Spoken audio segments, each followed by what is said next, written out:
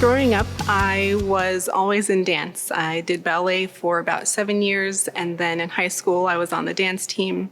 After I graduated, I coached dance, and then I was dancing for a semi-professional basketball team. And I was in college, and that's when I met the Felician sisters. And when I did, of course, they discovered I was a dancer. And I loved watching them. I loved seeing how different they were. I loved interacting with them and seeing how different their personalities were, even culturally how different they were.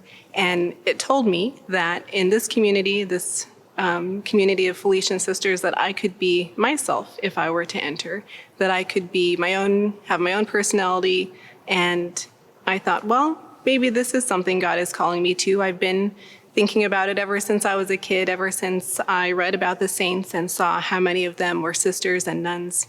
I thought, maybe that's for me. And meeting these two sisters on this pilgrimage when I was in college, it told me this could be a place for you. So when I started spending time with them, they asked me if I would do a dance for one of their Jubilee celebrations. And they were celebrating sisters who had been in religious life 50, 60, 75 years. And I'd never done a dance for something like that, but I thought, why not? I did ballet, I could do something graceful.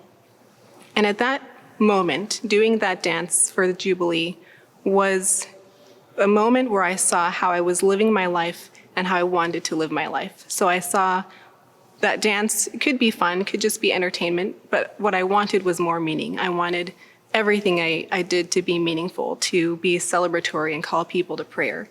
And when I realized that maybe I could do that in the context of religious life because these sisters were showing me how to do that, then it was like, okay, I have to at least give it a try. Even if I don't end up staying, I'll regret if I never know.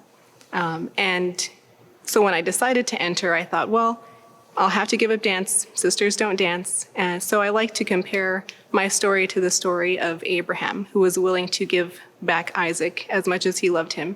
God was asking for that son back, and he said, okay, I'll give him back.